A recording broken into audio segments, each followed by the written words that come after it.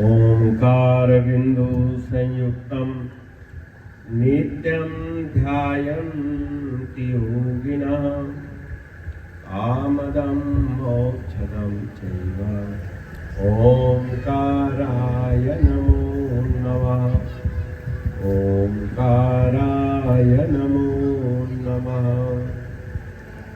गुरुर्ब्रह्मा गुरुर्विष्णु गुरुर्देवो महेश्वरा गुरुः साक्षात् परब्रह्म तस्मै श्री गुरुवे नमः। सद्गुरु के सिमरन मात्र से नासत विघ्न अनंत आपे सर्व आरंभ में ध्यावत है सब संत। बोलो श्री गुरु महाराज की जय। समागत मंचासीन संत जन, धर्मानुरागी सज्जनों, माताओं, बहनों, प्यारे बच्चों, आज पचई ग्राम में श्री अद्वैत स्वरूप संन्यास आश्रम परमपुरी शाखा संगत पचई और यहाँ के प्रमुख कार्यकर्ता मास्टर श्री शालिग्राम जी, सहयोगी रविंदर जी व अन्य सभी गुरु भाई बहन, प्यारे बच्चे मिलकर इस कार्यक्रम को कर रहे हैं, इसकी बधाई है। कल आप लोगों ने अपने हित की बात श्रवण करी थी कि इस संसार में सामाजिक और पारिवारिक विकास के लिए सबसे पहले निज व्यवस्था करनी चाहिए। हर एक व्यक्ति को इस फूल की तरह खिलना चाहिए, है ना। माली फूल नहीं खिलाता है, खिले हुए फूलों को तोड़कर यानी ममता की टहनी से तोड़कर और भक्ति की धागा पिरोता है। और हर फूल का हृदय छेदा जाता है ना। हर फूल जब अपने हृदय को छेदवा लेता है तब किसी मंदिर में महापुरुष के गले में उसका प्रयोग शोभा बढ़ाने के लिए होता है। लेकिन फूल की शोभा कौन बढ़ाता है? परमात्मा, प्रकृति बढ़ाता है। ऐसे ही समाज में जो होनहार इंसान है उनको होनहार कौन बनाएगा? क्योंकि होनहारपना ही आपके खिलावट का लक्षण है। स्वयं के प्रति जागृति, परिवार के प्रति जागृति, समाज और राष्ट्र के प्रति जागृति, ये आपके मानव बुद्धि का खिलावट है, खूबसूरती है, विकास है। वो आप किसी शिक्षक के माध्यम से खुशबू फैलाए, किसी कलर के माध्यम से खुशबू फैलाए, या अन्य पदाधिकारी के रूप में, या अपने खेती मजदूरी के माध्यम से भी आप अपना नाम कमा सकते हैं। प्रश्न है आपके अंदर अपने कर्तव्य के प्रति कितनी जागरूकता है। और वो जागरूकता लाने के लिए ये सत्संग है। आप अपने मोबाइल में, अपने ग्रंथों में, संगी साथी के द्वारा बहुत सारा राजनीतिक और व्यवहारिक ज्ञान जान सकते हैं, याद कर सकते हैं, लेकिन उसका प्रयोग कहाँ करेंगे? मान लीजिए आप सत्संग की महिमा सुने और आपके बीच में संत ही न हो तो संत की सेवा कैसे करोगे? आप लोग रोज आरती में गाते हो ना, विषय विकार मिटावो पाप हरो देवा, श्रद्धा भक्ति बढ़ाओ, किसकी सेवा? संतन की सेवा। ये हम लोग भी गाते हैं। आपने संत की संगति की सेवा का श्रद्धा मांगी, तन मन धन अर्पण करने के बाद, और श्रद्धा कब मिलेगी? जब तुम्हारे हृदय में स्थित पंच तन मात्रा है, शब्द स्पर्श रूप रस गंध, इसको विषय कहते हैं। और इस विषय से मनुष्य का विकास होता है। अगर आपके अंदर विषय के प्रति जागरूकता न हो तो आपकी परवरिश ही नहीं होगी। जैसे शब्द विषय है, अगर शब्द विषय न हो तो कोई डॉक्टर बनेगा? अगर मास्टर के वचन सुनने की प्रवृत्ति छोटे छोटे बच्चों में नहीं होगी, ये कैसे विद्यार्थी बनेंगे? तो विषय की जरूरत है कि नहीं? शब्द श्रवण सुनना भी एक विषय है, लेकिन विषय में विकार भी हो जाता है। जैसे किसी को गाली देना। अगर आप छोटे छोटे बच्चे, आप पढ़ना चाहते हो, अच्छा नंबर लेना चाहते हो, बोलो है? अच्छा बनना चाहते हो ना? और अच्छा कैसे बनोगे? बुद्धि से बनोगे। कोई बुद्धू अच्छा नंबर ला सकता है? बुद्धू जानते हो ना? बुद्धू मैंने बेवकूफ, जिसको बोलने की अकल नहीं, सुनने की अकल नहीं, समझ गए? तो प्रत्येक बच्चों को तो क्या, जिनको भी बुद्धि चाहिए, बड़े बूढ़े जवान को, तो क्या बोलो? राम राम बुद्धि दो। बोलो राम राम, राम राम। कितना बुद्धि चाहिए? ढेर होनी चाहिए, है ना? भाई दुकान में जाओ और तुम कहो कि हमको चावल चाहिए, तो कह दोगे ढेर मानी चाहिए। जितना तुम दोगे जेबुआ में से उतने ना मिलेगा। ऐसी बुद्धि राम जी देंगे, लेकिन तुम अपनी चंचलता बुराई को त्यागो। अच्छी बुद्धि का कीमत क्या है? तुम्हारी बुराई। तुम्हारे अंदर जो शैतानी बना है, इसको भगवान को अर्पण कर दो और बदले में तुमको बुद्धि मिल जाएगी। कितनी सस्ती है बुद्धि। बुद्धिहीन तनु जान गए, सुमिरो पवन कुमार, बल बुद्धि विद्या देव मोई, हरऊ कलेश विकार। क्लेश और विकार यानी बुराई, ये सब का हरण कर लेते हैं श्री हनुमान। लेकिन अफसोस यह है कि हम अपने चित्त के अंदर विषयों में उत्पन्न विकार को पहचानते ही नहीं। समझे? अगर तुम शब्द तो सुन रहे हो, सुनना तो अच्छी बात है, पर गाली सुनना, निंदा सुननी, ये शब्द तन्मात्रा का विकार है।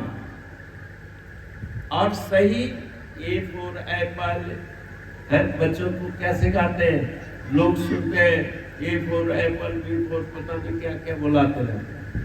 मैंने कहा कि देखो बच्चों, एक कविता हम तुमको सुनाते हैं, क्योंकि बच्चों की संख्या अधिक है, तो बच्चों को भी तो मन लगाने वाली बात देनी चाहिए। ABCDEFG, उससे निकले गांधी जी। बोलो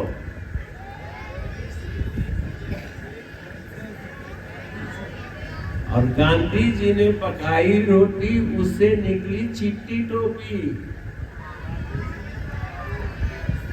ठीक है, मैंने सफेद टोपी है ना, ये पढ़ा कर, ये तुम्हारे लिए अच्छा है। और अपने टीचर से पूछना कि ये इसका मतलब क्या हुआ, ठीक है। तो आपको बल चाहिए, बुद्धि चाहिए, विद्या चाहिए, धन चाहिए, दौलत चाहिए, रुपया पैसा चाहिए, जो कुछ चाहिए वो परमात्मा ही देगा। लेकिन परमात्मा को एक ही शर्त है कि तुम अपनी बुराई अर्पण कर दो। और बुराई तुमने अर्पण कर दिया, इसकी पहचान क्या है? घर में किसी की गाली नहीं दोगे, घर में माता पिता की बात मानने लग जाओगे, इसका मतलब तेरे अंदर बुद्धि आ गई। घर में आए बड़े लोगों को पैर छू के प्रणाम करने लग जाओ, समझो तेरे में बुद्धि आ गई। समझ गए? माँ बाप ने डांट फटकार कर दी, फिर भी तुम गाली न दो, फिर भी नाराज न हो, समझो कि तेरे अंदर सहन शक्ति आ गई। तुम लोगों में भी, बड़ों में भी चाहिए कि अगर आस पड़ोस में या पति पत्नी में, सास ससुर में यदा कदा अगर कुछ कहा सुनी हो जाए तो उसको तकरार के रूप से बचो। अगर तकरार नहीं करते हो तुम सच्चे गुरुमुख हो। क्यों? कि तुम्हें जो मंत्र दिया, जो साधना दी, उसको 10 मिनट एकांत में बैठ करके जपा कर, सुमिरन किया कर। ध्यान जो है बहुत बड़ी शक्ति होती है। ध्यान का मतलब है तुम्हारा जिगर मजबूत होना। जैसे तुमने भोजन किया तो उसको पेट में ठहरना न चाहिए हजम होने के लिए, और खाना खाते ही वो उल्टी हो जाए, खाना खाते ही दस्त हो जाए, उससे ताकत मिलेगी? है? ताकत के लिए भोजन को 5-6 घंटा 7 घंटा पेट में ठहरना चाहिए, तो तुम्हारे अंदर अपने आप ताकत आ जाएगी। ताकत कैसे मिलेगी ये तुम्हें पता ही नहीं लगेगा। समझ? मनुष्य का कर्तव्य है कि अच्छा खाना खाए। खाना सब्जी पैदा करने से लेकर सब्जी को साफ सुथरा करके काट छांट कर उसको तड़का लगाकर बनाना, भगवान को भोग लगाओ, आप उसके बाद खाओ, और खाना खाने के बाद आपका काम खत्म है कि नहीं? जब आपने भोजन कर लिया तो तंदुरुस्ती प्राप्ति के लिए इसको अब बंद कर, गला को हवा खराब।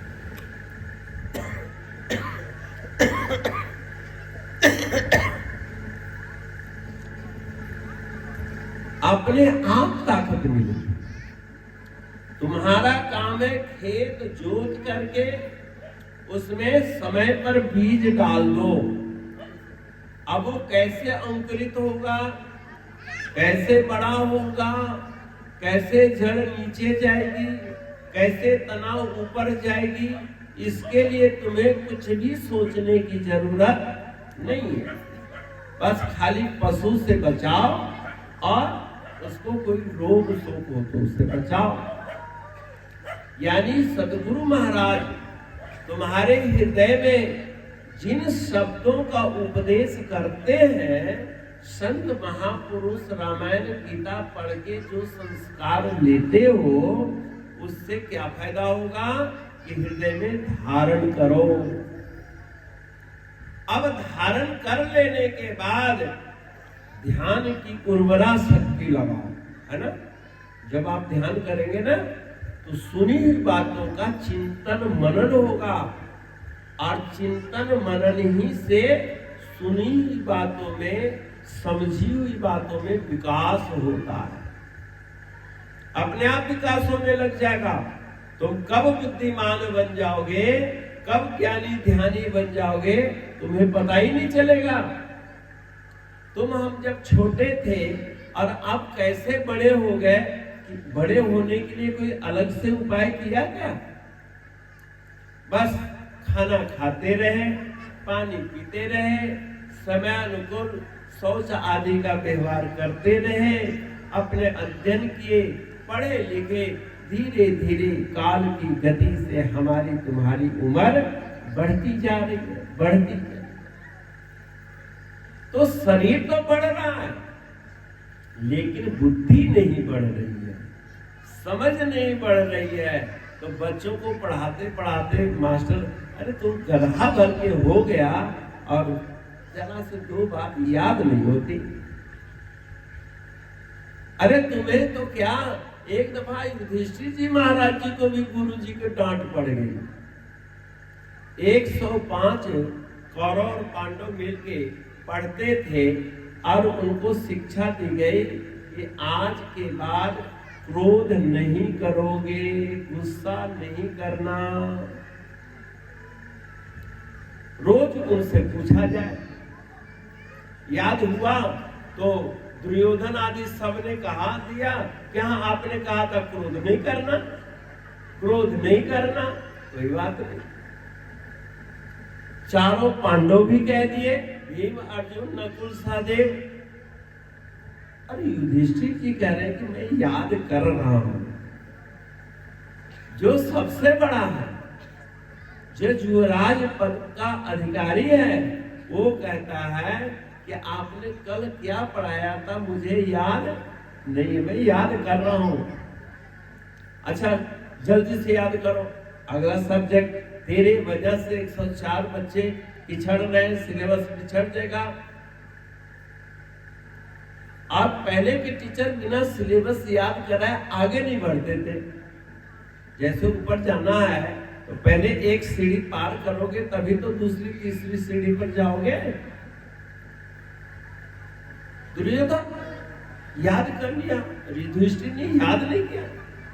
जब 3 दिन हो गया, चौथे दिन भी कहा याद कर रहा हूं। अब गुरु जी को गुस्सा आ गई।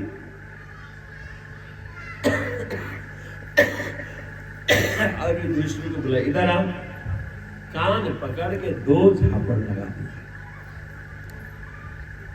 अब बताओ, युधिष्ठिर जी महाराज जो साक्षात धर्म के अवतार हैं और वो गुरु से थप्पड़ खा रहे हैं, और एक वाक्य न याद करने के एवज में क्या गुस्सा नहीं करना। याद हुआ कि नहीं हुआ? जी सर, कुछ कुछ याद हो रहा है, कुछ कुछ याद हो रहा है, कुछ कुछ याद कर रहा है। दूसरा कान पकड़ा है, इधर से भी 2 थप्पड़ लगा। याद हुआ, थोड़ा थोड़ा याद हो गया। बोले क्या याद हुआ? बोले यही कि गुस्सा नहीं करना चाहिए। बोले बेवकूफ, यही तो मैं पूछ रहा हूं। बोले कि गुरु जी ये तो मेरे को उसी समय याद हो गया था जिस समय आपने कहा कि गुस्सा नहीं करना चाहिए, तो मैं उसी समय तोते की तरह रट लिया था। लेकिन गुस्सा करने का जब मौका आया और उस समय मेरे को गुस्सा ना आए, गुरु जी के प्रति नफरत ना आवे, अपने गार्जियन के प्रति नफरत न हो, तब ना वो सब्जेक्ट याद माना जाएगा है? तो अब आपने मुझे थप्पड़ मारा, ये 3 दिन में किसी माँ ने थप्पड़ नहीं मारा, किसी भाइयों में लड़ाई नहीं हुई, तो मैं कैसे कहता कि गुस्सा में न करूं, याद कर। अब मुझे परफेक्ट याद हो गया। बोले थप्पड़ खा के याद हुआ ना। यानी जीवन में समस्या आएगी तभी तो सत्संग में सुनी हुई बातों को अक्रोधा, यानी गुस्सा न करो। जब तक आपके अब सत्संग मंडल में तो गुस्सा करने का चांस की संभावना नहीं है। जहां गुस्सा करने का परिवेश आए वहां पर ये सुनी हुई बात को याद रखो, तब मैं समझूंगा कि पचोई में मेरा सत्संग करना सफल हो गया। और गुरु मान समझ गए? मेरे आने से आपके जीवन में कुछ तो बौद्धिक सफाई होनी चाहिए। आज के बाद घर में अगर हफ्ता में 4 दिन झगड़ते हो तो 1 दिन हो जाना चाहिए, और अगर 1 दिन नहीं करते हो तो बिल्कुल ही नहीं होना चाहिए। बोल श्री गुरु महाराज की जय। समझे ना? कल मैंने आप लोगों के पास कहा कि समाज में आजकल एक बड़ी बुराई है रिश्वतखोरी की। रिश्वत लेते समय अस्तेय यानी चोरी न करो, बिना किसी अधिकार के कोई धन ग्रहण न करो, ये तो अस्तेय है। ये तो हुआ कि बेहोशी में सोया हुआ है और उसके घर से कुछ सामान चुरा लो, ले जाओ, उसको चोरी कहते हैं। और एक आदमी को भ्रम में डाल करके चोरी करा लो, यानी उसे जबरदस्ती पे। अरे एक साथ मेरे साथ घटना हो, मैं बरेली आश्रम में था, उसका साइट प्लान लेना था रजिस्ट्री कराने के लिए, नक्शा बन चुका था, तो लोगों ने 2000 रुपया वो पर्ची देने के लिए डिमांड कर दी, और मैं आश्रम में था नहीं। वहां एक बहन जी थी, उनसे कहा कि जब भी स्वामी जी आए तो 2000 रुपया दे करके भेज देना मेरे पास। एड्रेस नोट कर लिया, मैं चले गया। मेरे साथ एक साहब थे गुरु भाई, वो भी चले गए, भटनागर साहब नाम था। जब हम वहां गए तो उन्होंने बैठाया, तो हमने कहा कि साहब ये रसीद बुक है, इसको आप 2500-3000 हजार रुपया कटवा दो दफ्तर में, और आप 2000 ले लेना। बोले वाह स्वामी जी, दफ्तर के जूता दफ्तर के सिर पर। हमने कहा मेरे पास तो जूता है ही नहीं, मैं तो चप्पल पहनता हूं। समझ? बोले स्वामी जी हमको तो कोई जरूरत नहीं है, ये अंदर जो होते हैं ना दफ्तर वाले, वो बिना पैसा लिए काम करते ही नहीं। हमने चलो हम दफ्तर में आ जाते हैं। संजोग से होली के छुट्टी से पहले मैं वहां गया। अब सब दफ्तर वालों को मालूम तो ही गया था कि बाबा ने रिश्वत के बदले रसीद बुक दी थी और चंदा के लिए कहा, और जितना लेना है उसको दुगना चंदा काट दो। मेरा सत्संग तो इतने दिन बाद ही तो होगा। अब बाबा जी आओ, फलाना कैसे होता है, धर्म क्या है, कर्म क्या है, राम जी क्या है, उनको वनवास क्यों, दुनिया भर की इधर उधर की बातें पूछने लगे। हमने देखो मेरे को सत्संग यहाँ नहीं करना है, अगर ये बात पूछनी है तो मेरे दफ्तर में आओ आश्रम में। अब पचोई थोड़े लेके हम वहां चले जाए, है ना? मेरे दफ्तर में आइए, मेरे को तो साइड प्लान दो। बोले वो तो बड़े साहब के पास है। हमने बड़े साहब के पास ले चलो, उनसे पूछा, बोले बाबा बड़ा कर्नेट है, वो तो आपसे मिलकर अच्छी बात करे। मेरे को अंदर ले गए।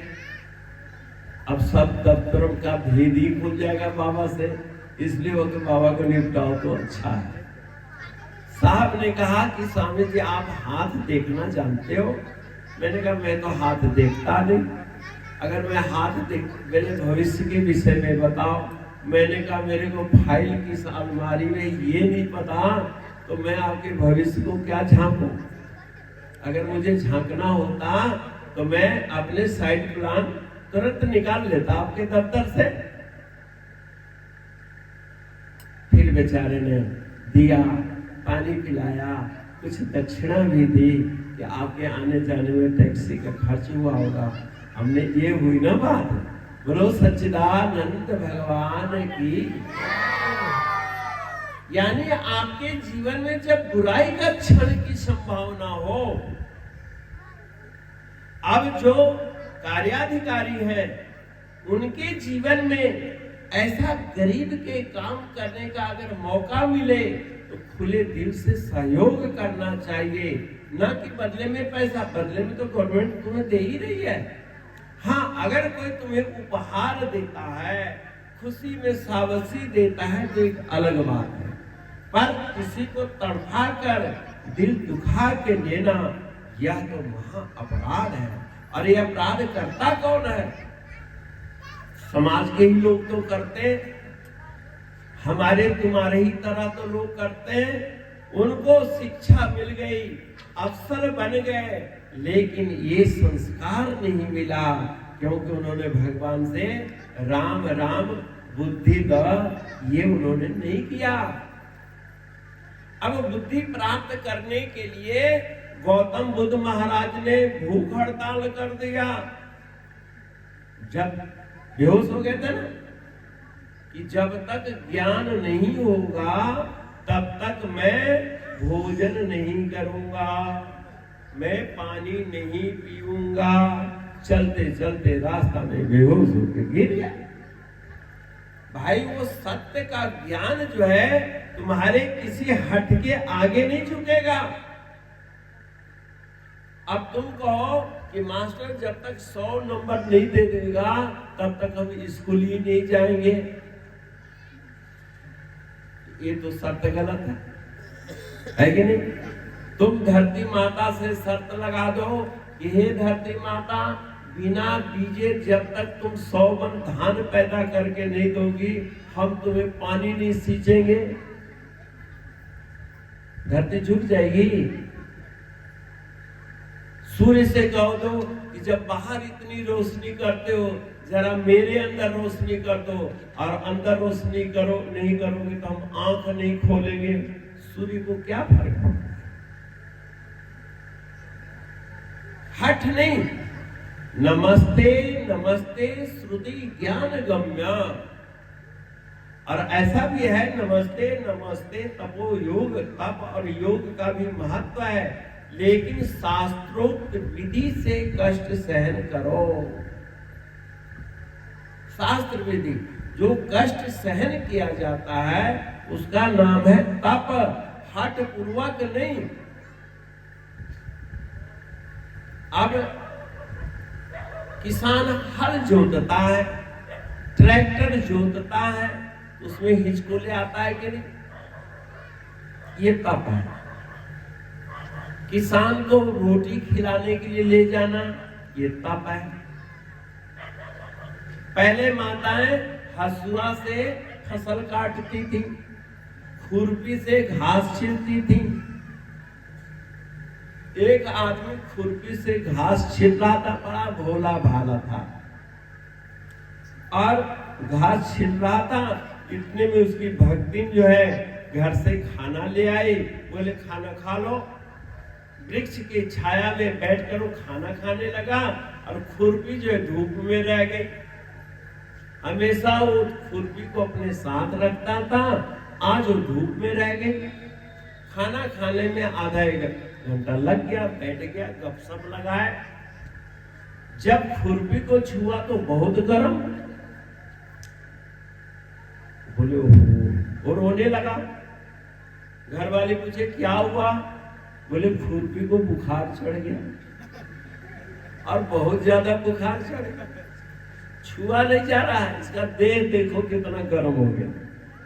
अब वो घर वाली भी भोली भाली, जब पति कह रहे इसको बुखार हो गया, अरे जब से इसको मैं दुकान से लाया हूं तब से तो बिल्कुल ठीक ठाक थी, आज ही पता नहीं कैसे बुखार चढ़ गया, लगता है लू लग गया इसको। जाओ फलाने डॉक्टर को बुला लिया। घर के हकीम थे, बुलाने चली गई। बैठ जी चलो चलो, खुरपिया को बुखार हो गया, खुरपिया को बुखार हो गया। अब खुरपिया को बुखार हो गया, वो सोचे कोई लड़की होगी खुरपी। अब वो बेचारा वैद्य जी अपना बैग लिए, जड़ी बूटी लिए, पैरासीटामोल की गोली भी ले लिए, उसमें जल्दी उतार देंगे, ले। तो वहां कोई एक आदमी के अलावा कोई है ही नहीं। बोले खुरपिया कहाँ है? बोले वही है पास में, ये चलिए तो देखिए। तो वो बेचारा रोए जा रहा था, क्या आज मेरी खुरपी बन जाएगी? तो क्या हुआ? कहाँ है खुरपी? बोले वो बैजनाथ को। बोले तो बिल्कुल बुद्धिहीन है, इसके पास तो बुद्धि ही है नहीं। तो बोले वैद्य जी आप सिर पर हाथ रख लिए, क्या इसके बचने का कोई उपाय नहीं है? अभी घबरा गया, कम से कम थर्मामीटर से देखो तो सही कितना बुखार है। बोले इसका इलाज है लेकिन यहाँ बैग में नहीं है, यहाँ आसपास कोई कुआं है? बोले हाँ वो लाठ कुआं है ना, वहां है। बोले इसके गले में रस्सी बांधो। बोले महाराज वो मर जाएगी। बोले डॉक्टर मैं हूं कि तुम हो? अब एक रस्सी लेकर के और उस खुरपी के गले में बांधा, यानी हैंडल में, और उसको नीचे डाला और 2-4 दफा पानी में ऊपर नीचे किया। खुरपी ठंडी हो गई, ऊपर निकाल लिया, देखो इसका बुखार उतर गया। बोले धन्यवाद, आपकी फीस क्या होगी? बस बोले जो हो गया हो गया, तो अपना खुरपी ठीक हो गया ना, इसकी जान बच गई, बस मेरे यही फीस है। फिर भी लोग कहते हैं ना, किसी को 2 पैसा दे दो पर अकल मत दो। मूर्खों को पैसे चाहिए, पैसा दे दो पर समझ मत दो। संत सदगुरु ही एक ऐसे है हस्ती जो तुम्हें बिना कीमत के, बिना मांगे तुम्हारे बीच में इन प्रभु प्रेमियों के पुकार पर आकर आपको अध्यात्म बोध करा रहे हैं। इस बोध करने के लिए गौतम बुद्ध को कितना तप करना पड़ा, और वो मुफ्त में तुमको हम बुद्धि दे रहे क्योंकि हमें गुरु परंपरा से, गुरु महाराज जी से मिली हुई है। जैसे आप अपने बच्चों को हल जोतने की परंपरा से सिखाते हैं, पैर से चलना आप बच्चों को सिखाते हैं, आपकी बुद्धि प्रयोग करने की भी विधि में बता रहा हूं। अब वो आदमी ढिंडोरा पीट दिया गांव में कि भाई बुखार उतारने की अचूक दवा मेरे पास है। समझिए, किसी को कोई बुखार हो, डॉक्टर के पास जाने की कोई जरूरत नहीं, बस वो एक अपने साथ डोर रखता था, बस 50-60 फुट लंबा। किसी को बुखार हो गला में बांधे तो गांव में एक बूढ़े को बुखार पड़ गया, चला जाता नहीं था, काम का था नहीं, और स्पेशलिस्ट था, बुखार स्पेशलिस्ट। हाँ जी, एक बुजुर्ग तो बीमार है, बोले इलाज में कर दूंगा, तुम्हारे पास डोर है कि मैं लेके चलूं? रस्सा? बोले रस्से का क्या काम? बोले डॉक्टर मैं हूं कि तू है? बीच में बोल मत, चुप रहो। बोले इनके गला में बांधो। अरे फांसी दोगे क्या? अरे बुखार की दवाई है भाई, हमारी खुरपिया के बुखार ऊपर गया। अब बाबा को जेवी पानी में डाला, बेचारे हंसने लग गए, और हंसी उनके रुके ही नहीं, और दांत निपुरा गया, ऊपर खींचा, अरे तो है ये नहीं है, अरे छू के देखो ना बुखार है कि नहीं। अब शरीर जमा ही ठंडा हो गया। बोले देखो भाई हम बुखार उतारना जानते हैं, बुखार उतारने की गारंटी है, शरीर ठंडा हो गया ना, पहले गर्म था कि नहीं। तो कहने का मतलब ये बुद्धिहीनता है। किस चीज को, अब खुरपी जड़मती था, तो संत लोग इस नुक्ते को आपको समझा करके यह बतलाना चाहते हैं कि जड़त्व की गर्मी अलग तंग से दूर होती है और चैतन्य व्यक्ति की अलग से दूर होती है। हर नीति एक जगह नहीं चलती है। इसलिए आप लोग गुरुमुख हो, धर्म परायण हो और सनातन धर्म के अंग हो, सनातन धर्मी हो। और आपके जब यहाँ आ रहा था तो बड़ा आनंद आया। मैं देवी माता मंदिर के प्रांगण में गया और उधर भगवान विश्वनाथ शंकर जी का भी आपके यहाँ मंदिर है। धर्म को व्यक्त करने के लिए कोई पैसे की जरूरत नहीं है।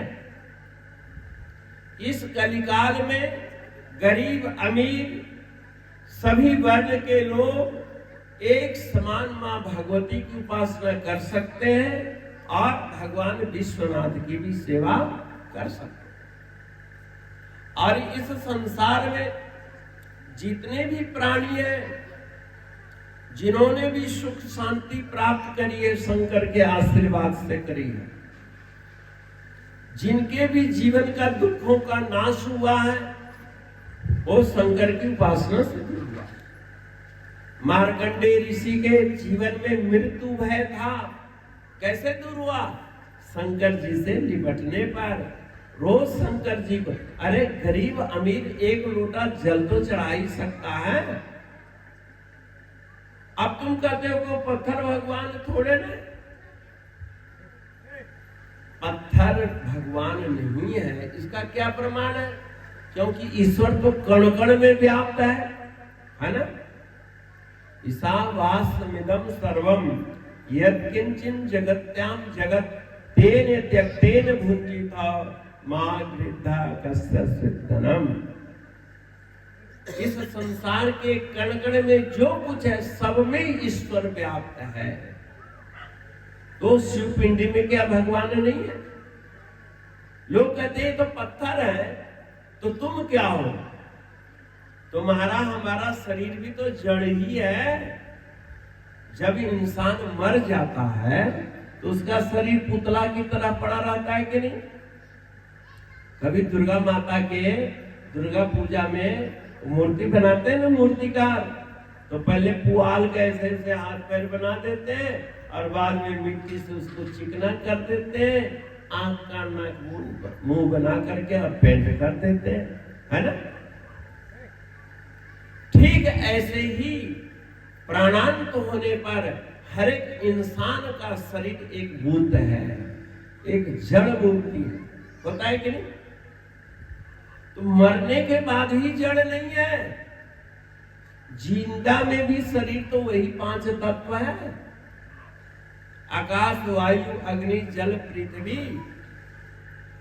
5 तत्व को तुम जड़ कहते हो तो शरीर भी जड़ ही है। अब शरीर में निर्गुण निराकार परमात्मा रहता है, इसलिए इसको चलता फिरता इंसान कहते हैं। जैसे बल्ब प्रकाशित हो रहा है तो बल्ब से रोशनी आ रही है, बल्ब रोशनी देने में स्वतंत्र है। अगर बिजली न हो तो बल्ब स्वयं भी नहीं दिखता, होता है कि नहीं ऐसा? बिजली चली जाए और अभी तुम्हारे घर में बड़ा उजाला था, हर चीज दिख रही थी, बिजली जाते ही और कुछ भी नहीं दिखाई। अरे बल्ब कहाँ है? उसको भी ढूंढो तो नहीं मिलेगा घर में। तो कैसे सिद्ध किया जाए कि बल्ब से रोशनी है? लेकिन बिजली बल्ब के द्वारा ही रोशनी देगी, ठीक है ना? क्योंकि बल्ब के अंदर जो एलिमेंट है वो प्रकाशित होता है। एलिमेंट में ऋण और धन, नेगेटिव पॉजिटिव, बिजली जाती है तो एलिमेंट उसको प्रकाशित कर देते हैं। लेकिन एलिमेंट्स के बीच में अगर 2 तार जुड़ जाए तो वहां स्पार्क होता है, आग लग जाती है, लगता है कि नहीं? ऐसे ही तुम्हारी श्रद्धा और विश्वास, निश्चिंतता की श्रद्धा और विश्वास का दिल दिमाग में एलिमेंट है,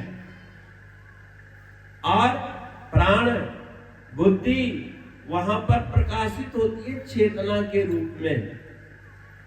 और सहस्त्र से ईड़ा पिंगला सुषुम्ना 3 नाड़ी के माध्यम से, 3 तार के माध्यम से पूरे शरीर में प्रकाश है। चलता फिरता, आंख खुलती है, कान सुनता है, नाक सुनती है। ये विद्युत शक्ति जो है ये ईड़ा पिंगला और वो वायरिंग जो है रीढ़ की हड्डी में है, समझ गए? अगर वो प्राण अपान ईड़ा पिंगला सुषुम्ना नाड़ी की व्यवस्था भंग हो जाए, जीते जी भंग हो जाए, तो अधरंग में पड़ा रहता है, बेहोशी में जिंदा, सांस तो लेता है लेकिन उसको सुर्त नहीं रहती। क्यों? उसके अंदर विद्युत धारा एकांगी हो गई, कहीं बीच में ही वो स्पार्क कर गया, अधरंग हो गया, लौकुआ मार दिया, या और कई बीमारियां हो सकती।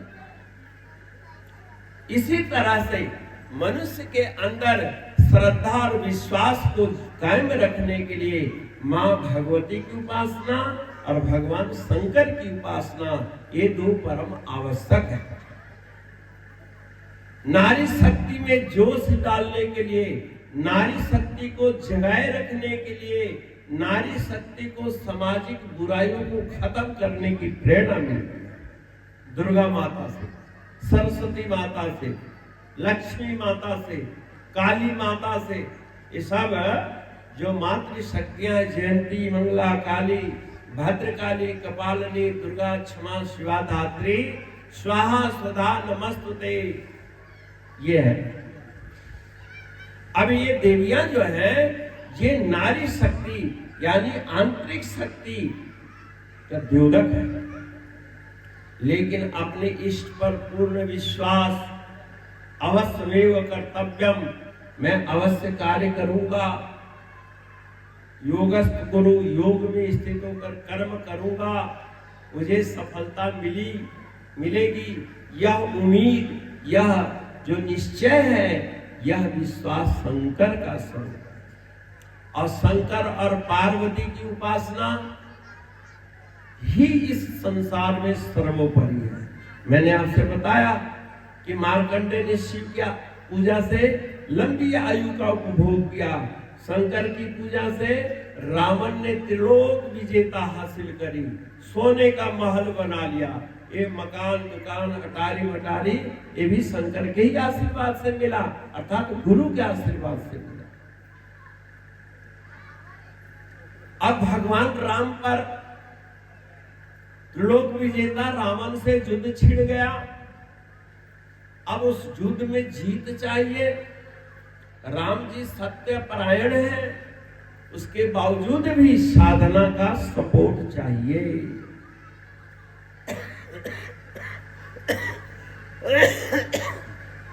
वह साधना का सपोर्ट रामेश्वरम में अपनाया। भगवान शंकर की उपासना करेगी नहीं, भगवान श्री कृष्ण का वंश नहीं चल रहा था, तो उनके पिता वासुदेव उपमन्यु ऋषि के यहाँ जाकर संतान को पुत्र प्राप्ति की इच्छा से प्रार्थना करी। बोले बेटा कृष्ण को चाहिए और फरियाद तो उसका बाप कर रहा है, कृष्ण को भेजो। और कृष्ण भगवान उपमन्यु ऋषि के यहाँ साल भर तक रहकर पाशुपत व्रत का पालन किया। तो बोले कि अब जो बेटा हो उसका नाम सांब रखना। शिव पुराण में आप ये कथा पढ़ सकते हैं विस्तार से, कृष्ण और उपमन्यु संवाद, वासुदेव संवाद। कहने का मतलब शंकर की उपासना अत्यंत आवश्यक है। और यही आज लोग संत के, अब भगवान शंकर के नाम पर लोग सुल्फा पीने लग गए, भांग पीने लग गए, शराब पीने लग गए। ये सब गलत काम है। क्या शंकर जी के बेटा गणेश ने कहीं भांग पी? आता है कहीं वर्णन है? कहीं उन्होंने शराब पी? शंकर जी, ये शराब पीने वाले कहते हैं शंकर बाबा भी तो पीते ही थे, तो क्या पार्वती के ऊपर कभी हाथ उठाया क्या उन्होंने? हैं? शराब पीने के कारण शंकर जी के घर में कभी विवाद उत्पन्न हुआ? क्योंकि वो पीते ही नहीं थे। और तुम्हारे घर में तो कलेश है। और क्या शंकर भगवान नशा करते तो सत्यम शिवम सुंदरम उनको कहता कोई? आज शराब पीने वाले नशेड़ी इंसान की जब फोटोग्राफ लो, देखो कैसा रूप नजर आता है। भूत के फोटो देखने की जरूरत नहीं है। अगर वो पी करके कहीं लेटा हुआ हो उस समय वीडियो बनाओ, देखो। ऐसे कहां है उनको यही नहीं पता। महाराज जी सुनाते थे, एक दफा दो शराबी शराब पी के जा रहे थे। एक कुछ ज्यादा ही पी लिया था, एक कुछ कम पिया था। जो कम पिया था वो साइकिल चला रहा था, और जो ज्यादा पिए हुआ था साइकिल पकड़ के पीठ पकड़ के बैठा था, चले जा रहा था, बिरहा गा रहा था। गाते गाते अब साइकिल पर सवार जंप करी, खड्डे में साइकिल पड़ी, वो लुढ़क गया और गिरते गिरते वो गड्ढे में चला गया। और साइकिल चलाने वालों को पता ही नहीं कि मेरा बंदा गिर गया। और वो पहुंच गया घर, और घर पहुंचने के बाद कहता है, अरे भाई उतर जा, कब तक बैठे रहेगा साइकिल पर। अब वो साइकिल पर है ही नहीं। अरे कहां चला गया, ये उतर गया है लगता। फिर पीछे वापस हुआ, जब पीछे वापस आया तो देखा वहां गा रहा है अपनी मस्ती में।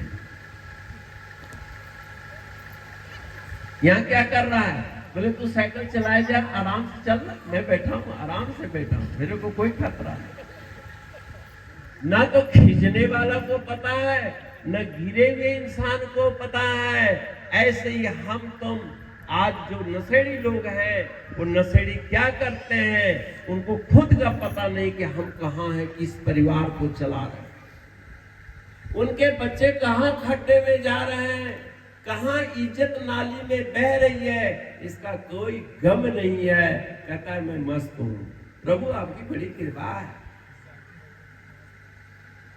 ये गलत बात है। इस संसार में अगर कोई महादेव है, देवाधिदेव महादेव, कोई आदर्श इष्ट देव है, वो है मेरे शंकर भगवान। तुम्हारे शंकर भगवान तो कैसे? अच्छा ये बताओ, राम जी की जितनी प्रतिष्ठा है, क्या उनके बच्चों को प्रतिष्ठा मिली? बोलो, नहीं ना मिली। भगवत्ता की उपाधि मिली। कृष्ण भगवान स्वयं में जितना महान हुए, क्या उनको बच्चों को उतनी महानता मिली?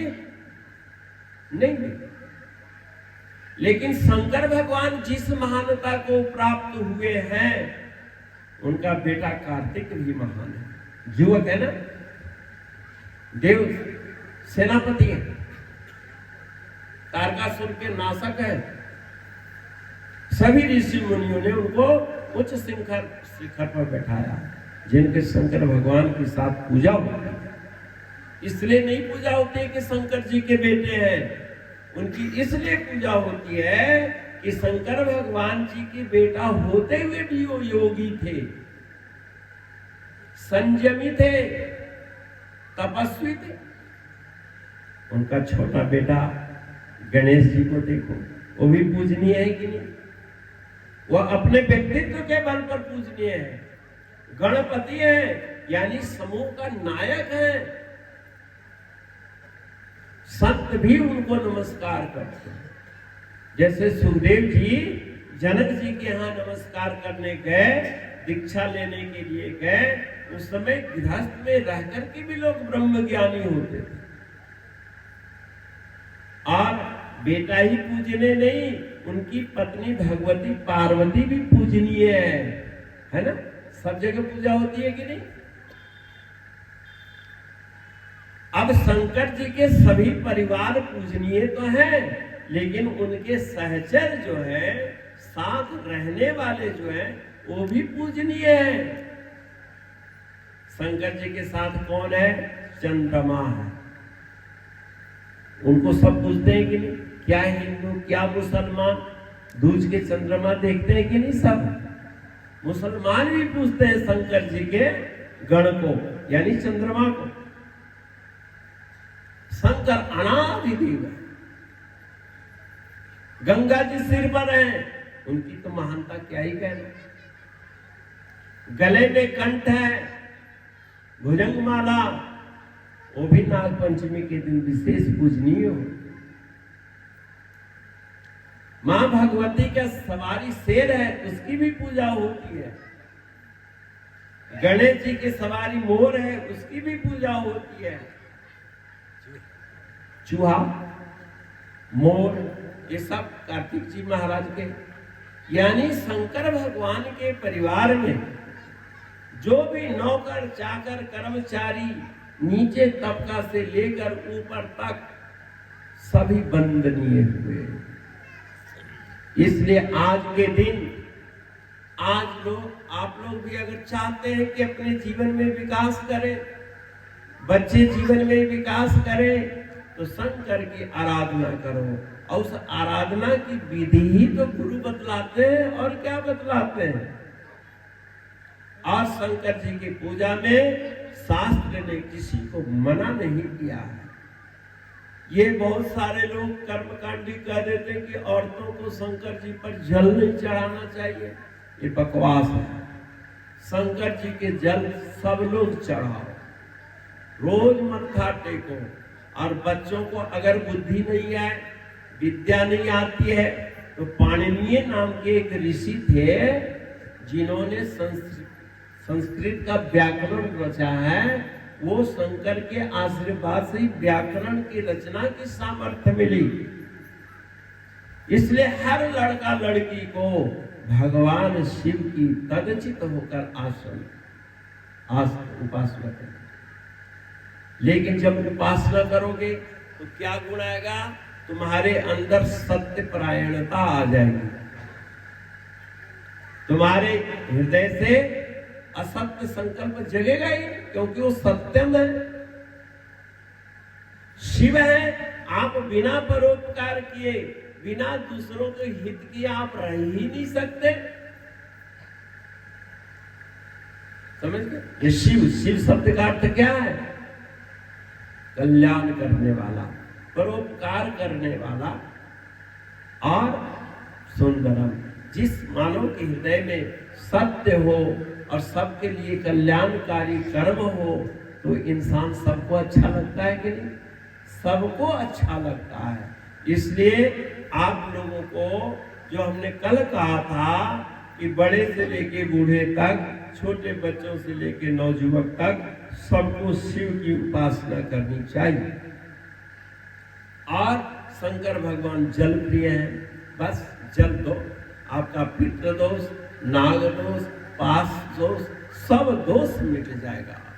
लेकिन खाली जल चढ़ा करके अब बैजनाथ की तरह भक्ति मत करना कि 4 घंटा रोज मारना शुरू कर दो। ऐसे ऐसे भगत हुए हैं संसार में। बैजू भगत था कोई, और वो सुना कि शंकर जी सबकी पालना करते हैं, सबके काम करते हैं। तो एक दिन उसको बड़ी भूख लग गई दोपहर में, तो सोचा कि मैं भी शंकर जी का आगे अभ्यास कर ही लेता हूँ। 4-5 भैंसियां थी।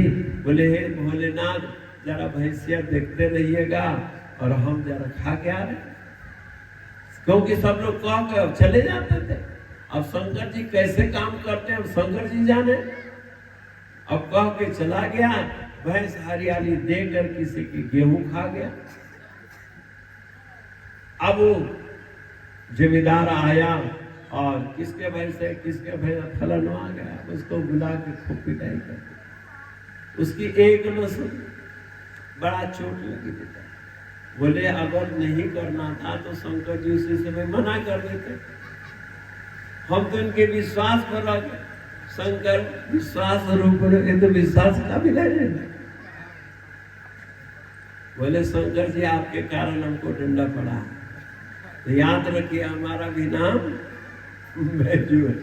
और वो अपना डंडा लाया, मोटका तेल पिलाया हुआ, वो भी 4-5 डंडा मारा। शंकर जी तो अचल बैठे, ठीक है भाई, कोई दूध चढ़ाता है, फल चढ़ाता है, कोई ताली बजाता है, कोई डंडा बजाता है, कोई बात नहीं। ऐसे कई दिन कार्यक्रम चला। एक दिन घनघोर बरसात हो गई, और जब तक दर्द रही तब तक तो याद रहा, अब दर्दवा ठीक हो गया था। और जल्दीबाजी में खाना खाने लग गया, भूख तेज लगी हुई। अब भूख लगी, खाया बेचारा। खाते खाते अरे आज शंकर जी को तो हम डंडों में नहीं किए, अब ये भी उपासना का अंग है। भाव कुभाव अनख आलसहु और नाम जपत मंगल विष्णु। डंडा लेके पहुंचा, शंकर जी प्रकट हो गए। आओ बेटा आओ, ब्रह्म रोही वरदान मांगो। बोले महाराज हम पुजारी नहीं हैं, हम तो डंडुआ वाला भगत हैं। आप आज खड़े त्रिशूल लेके क्या बात है, मुकाबला करना है? हमारे जैसा डंडा चलाना आप नहीं जानते होंगे। अरे नहीं भाई, हम तुम्हारे भक्ति पर खुश हैं। बोले कौन सी भक्ति पर? तुमने क्या किया यह मैं नहीं जानता, तू मेरे को चैतन्य मान रहा है, बस ये मैं जानता हूं। सत्य चित्त आनंद, तू चैतन्य मानता है मुझे। लोग तो मुझे पत्थर मानते हैं, इसलिए मैं लोगों की बात सुनता नहीं हूं। और तुमने मेरे को चैतन्य भाव, यानी भगवान को चोट लगती है, इस एहसास करने वाले हृदय के प्रति मैं प्रसन्न हूं और तुम आशीर्वाद। बोले भगवान मेरे से बड़ी गलती हुई, आपके तो बड़े बड़े राजे महाराजे सेवा करते हैं और आपसे हम भैंस चराने के लिए कह दिए। हे भगवान मेरे कोई भैंस चराने की ताकत दीजिए, आप भैंस मत चलाइएगा, बस हमको सद्बुद्धि बनाए रखिए, सद्विचार दीजिए, स्वस्थ सानंद दीजिए कि मैं अपने कर्तव्य। इसलिए भगवान पर आश्रित कहाँ होना है, कैसे होना है, यह विचार रखो। अरे श्रद्धा भक्ति जब होगी तो आपके जीवन का विकास होगा, बच्चों का भी विकास होगा।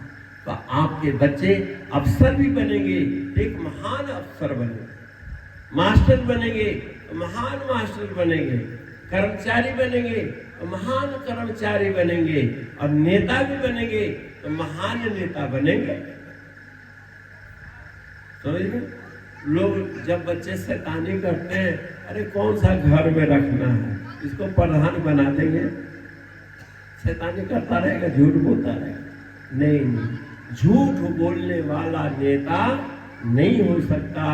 थोड़े देर के लिए सफल तो हो सकता है, लेकिन बहुत दिन तक लकड़ी की हड्डियां नहीं चल सकती। इसलिए सत्य परायण होना, सत्य परायणता के आधार पर आप अपने जीवन के मंजिल मकसूद को प्राप्त कर जाओगे। आपका मानव जीवन सफल हो जाएगा, निश्चय ही सफल हो जाएगा।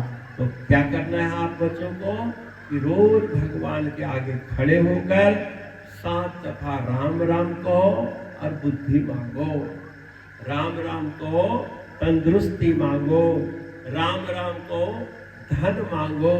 जब बुद्धि होगी तो धन भी हो जाएगा, धन होगा तो तुम्हारी आवश्यकता की पूर्ति हो जाएगी। इसलिए रोज सुबह शाम या तो गुरु महाराज जी के मंदिर में या अपने मन मस्तिष्क में बसा करके ध्यान करो।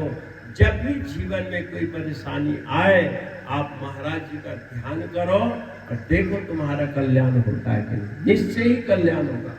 आज मैं दोपहर में लेटा हुआ था, बिल्कुल एकांत था, मुझे अपने बचपना याद आया। इसी जेठ के महीना में गर्मी की छुट्टी में हम लोग जब घर जाते थे तो घर के लोग सो जाते थे, और मुझे भी बचपन में महाराज जी की दीक्षा मिल गई थी।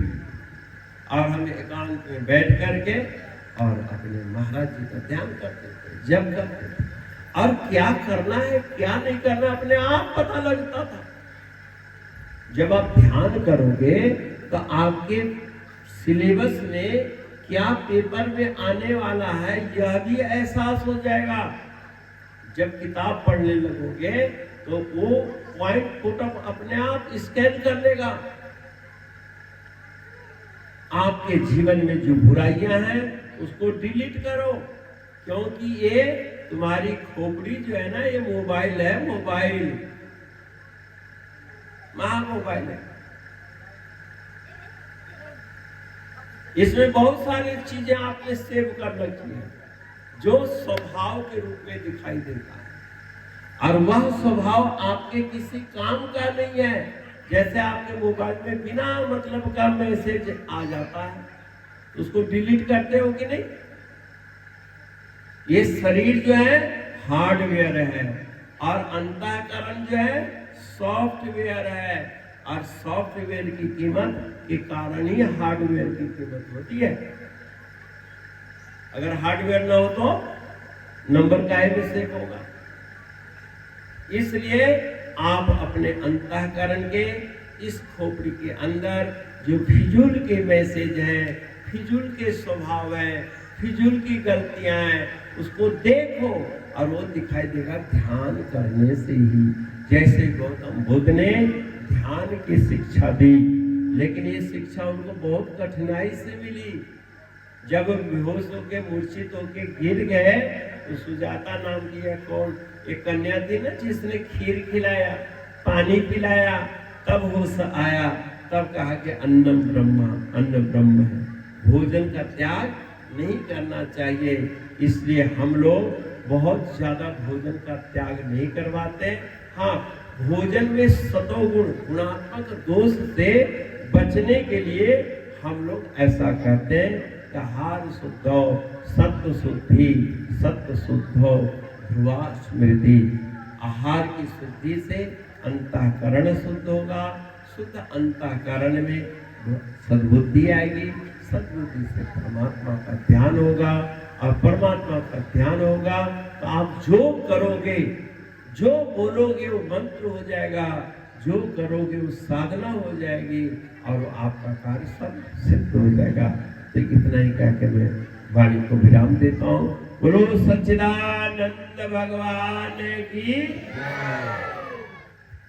धर्म की,